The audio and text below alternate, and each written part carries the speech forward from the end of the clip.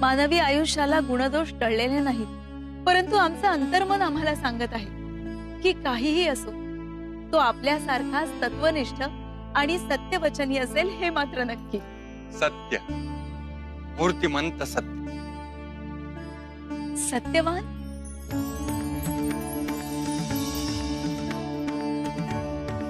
सत्यवान होय।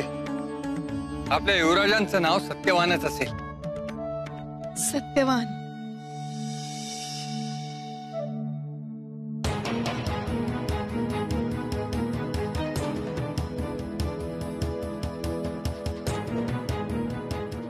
आपल्या आयुष्यातला सगळ्यात सुंदर काळ आता सुरू होतो।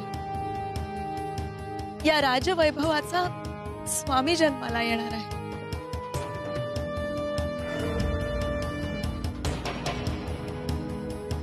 महाराणी सावत,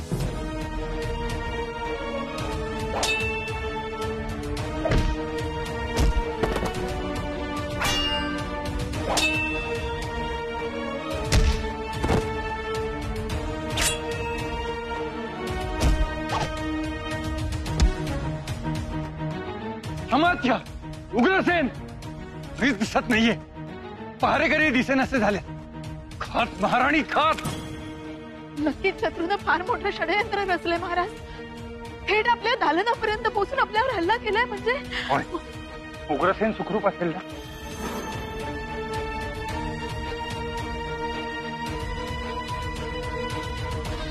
उग्रसेना सुखरूप आहेस ना? तुला पाहून बळ आलं, आता त्वरेनं प्रति हल्ला कर। आमच्यावर प्राणघातक हल्ला झालाय, मारेकरी राजवाड्यात शिरलेत। कुणीतरी आम्हाला मारण्याचा कट रचलाय।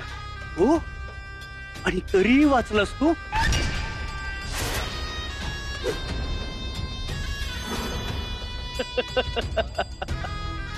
आता नाही वाचणार। म्हणजे तूच नख लावलेस विश्वासाला? जिवारी घाव घातला उग्रसेना, विवेकाची साथ सोडलीस। परिणामांना तयार रहा। चला महाराणी, आता आपले आपण।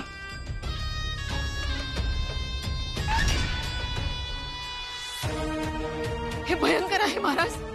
त्याची सारी पापं विसरून तुम्ही पोटाशी घेतलं होतं आणि या सैन्याला सदैव आपल्या घासांना घास दिला होता, आणि तरीही आपल्यावर उलटून त्या राजद्रोहाला जाऊन मिळाले। हा धक्का आपल्याला पचवायलाच हवा।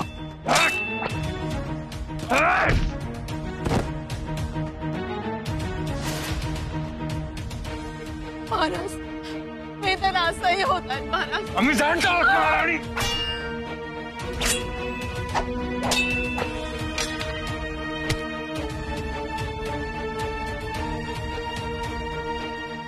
आपल्याला आपलं सारं मनोबल एकवटून आल्या प्रसंगाला तोंड द्यायचंय आणि आपल्या पुत्राचं रक्षण करायचं।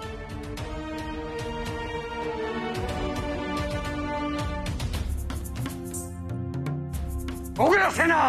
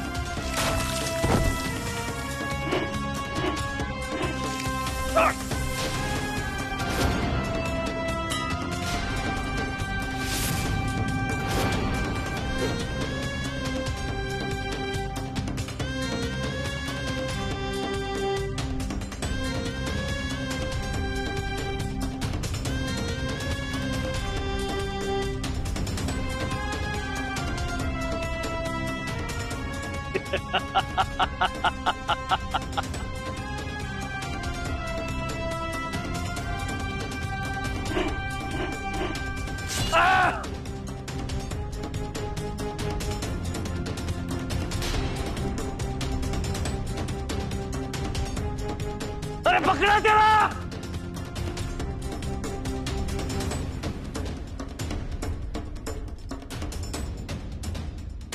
महाराज महाराज इकडे या.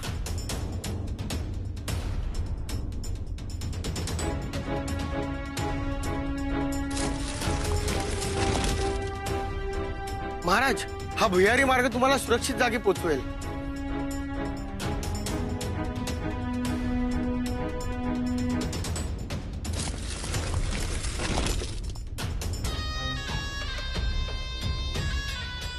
कुठे गेला कुठे गेला कुठे गेला तो? जिवंत सोडलं ना तुम्ही त्याला? ची सगळी पद्धतशीर योजना करून सुद्धा शेवटी सटकलास. लक्ष कुठं होतं तुझं? आ? काय करत होतास तू? काय करत होतास? मला काही माहित नाही. कुठे गेला? हवेत विरला की जमिनीनं गिळला त्याला? शोधा.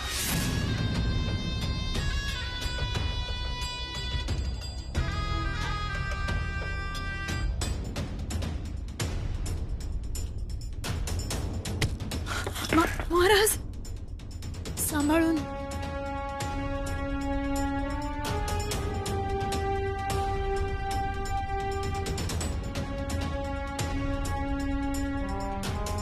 अवकाश.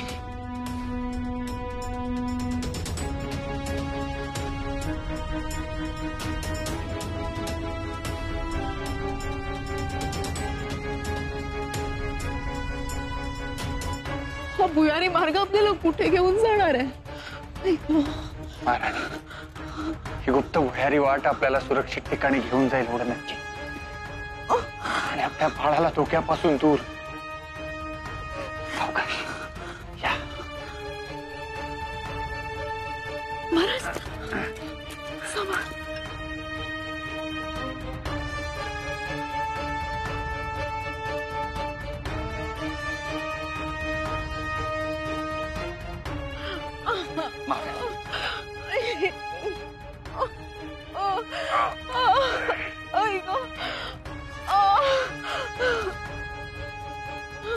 महाराज, हा रस्ता तर बंद झाला या शिळेमुळे.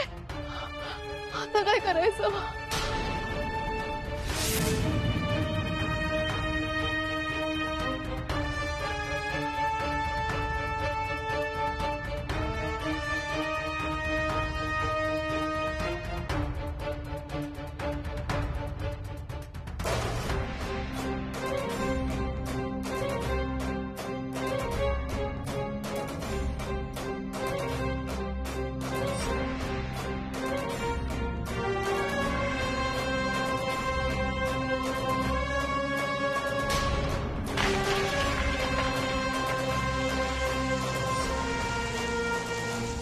खूप प्रयत्न करतोय. वेदना असह्य होत आहे. धीर सोडू नका बाळ. राणी, धीर सोडू नका. या या. वाट मोकळी झाली.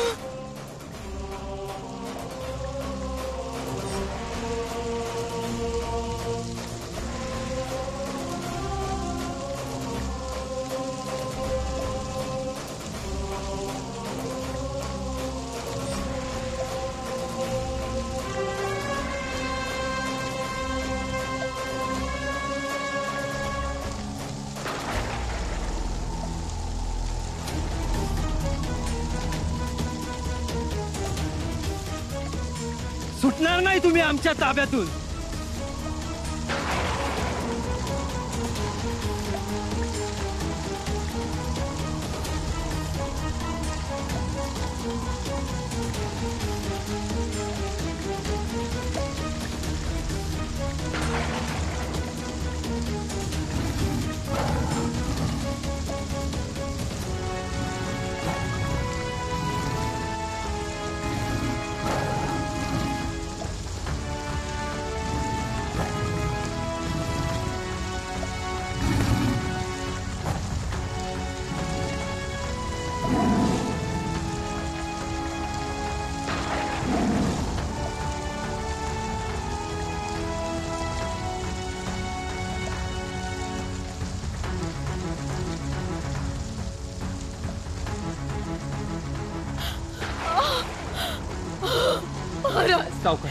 एकही पाऊल पुढे टाकणं आता शक्य नाहीये.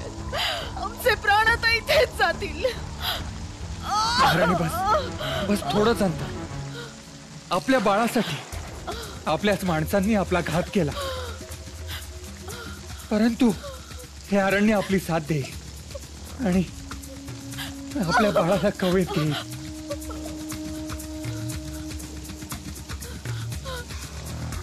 सावकाश.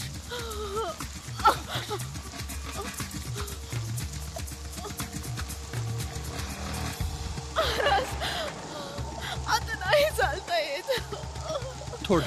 थोडा वेळ.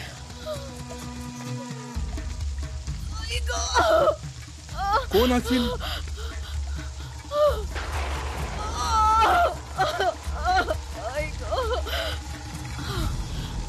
महाराज, महाराणी, या या, आत या, आत या. घाबरू ना, माझं लेकरू असेल ते. जा लेकरा जा. या या या.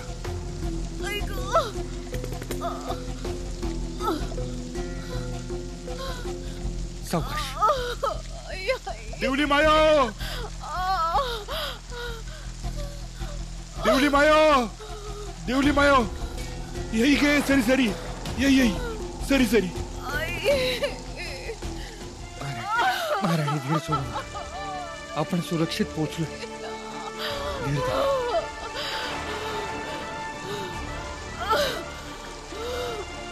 हा हा, यामध्ये.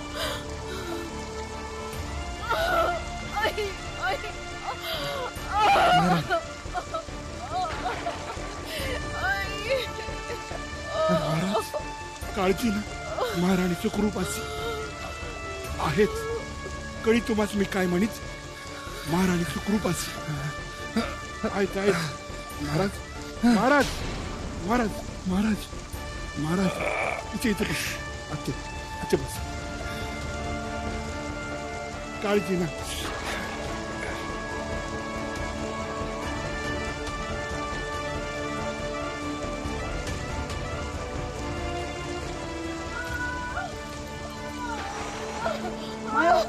सावकाश सावकाश. निराश घे.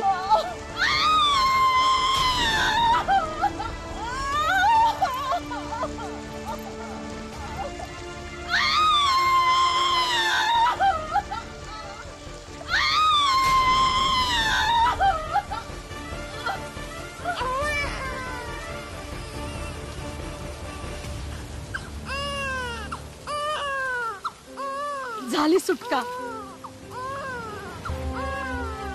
मायोसी मुलगा झाला. चला सरी सरी आत. मुकडा बघा.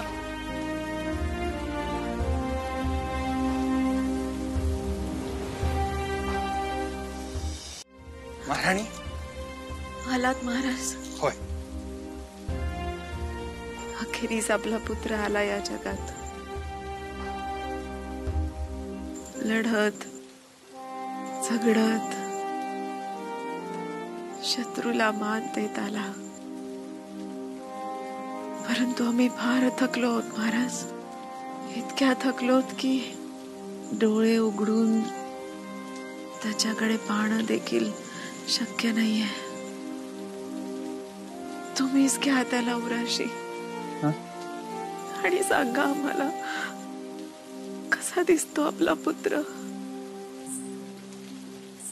होय होय. काय झालं महाराज? सांगा ना, कसा दिसतो आपला पुत्र.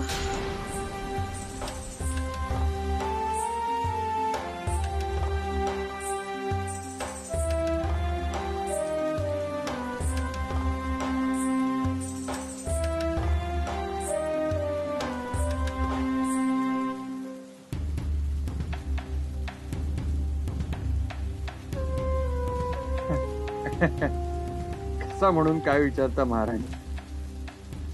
सूर्यकुलात जन्मलेला आपला पुत्र अगदी बाल सूर्याप्रमाणे तेजस्वी आहे.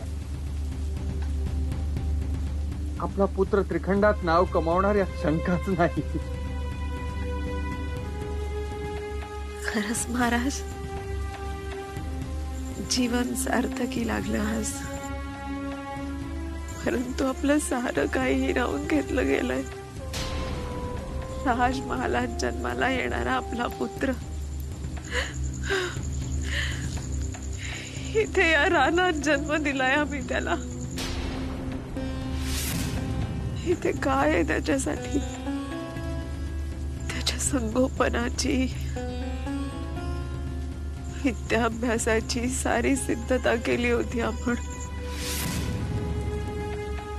आता काय असेल त्याचं भविष्य आपण वगळता कोण आहे इथे त्याच्या साथीला? या जंगलातली क्रूर श्वापद, राजधानीपासून दूर, सिंहासनापासून दूर, या रानातल्या अंधारात लपत मोठा होणार आहे का आपला युवराज?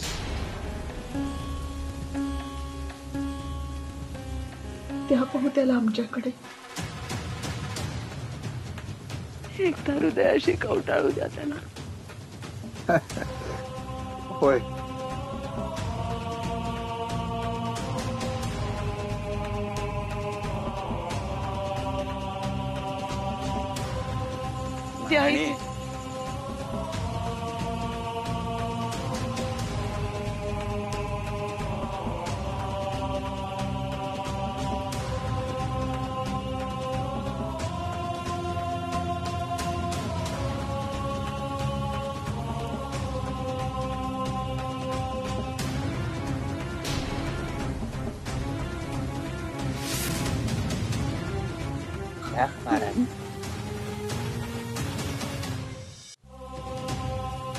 महाराज,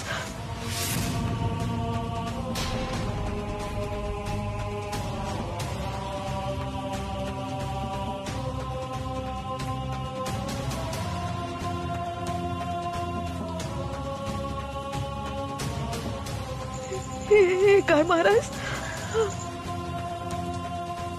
तुम्हाला दिसत नाही का? होय महाराज, आमची कितीही इच्छा असली तरी हे कटू सत्य आम्ही आपल्यापासून नाही लपवू शकत. आम्ही दृष्टीहीन झालोय महाराणी, दृष्टीहीन. नाही नाही महाराज, नाही. दुर्दैवाने हेच सत्य. राजवाड्यात आपल्यावर हल्ला झाला त्यावेळी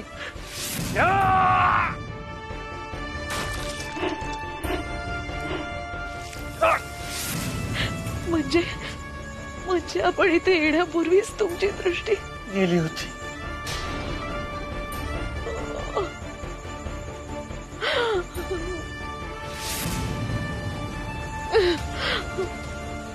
म्हणजे तुम्ही आपल्या पुत्राला पाहिलंच नाही? असं कसं महाराज? दिसत नसलं तरी आई बापांना आपल्या बाळाचा चेहरा दिसतोच आपल्या नजरेने. आई महाराज, कुठल्याही संकटापेक्षा हे संकट फार भयंकर आहे. आता कसं होणार आपलं? कसं होणार सत्यवानाचं?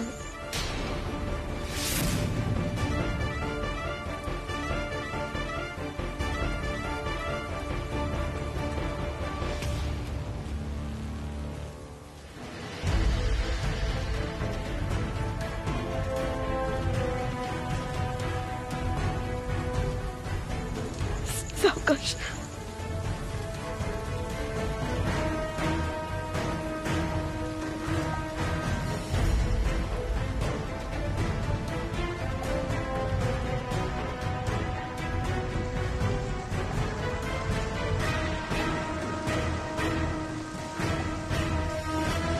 नाही महाराणी, आपला पुत्र, आपला युवराज एकटा नाही. भलेही तो राजवाड्यात नसेल, आपल्या राजमहालात नसेल, परंतु राजमहालातून निष्कासित केलेल्या आपल्या या युवराजावर, आपल्या सत्यवानावर आता पंचमहाभूतांची छत्रछाया आहे. तारे आणि वारे, वृक्ष आणि वेली, झरे आणि तुरे, प्राणी आणि पक्षी हे सारे त्याचे सवंगडी असतील. ही कुटी हाच त्याचा राजमहाल आहे आणि त्याच्यावर होणारे संस्कार हेच त्याचे अलंकार आहेत.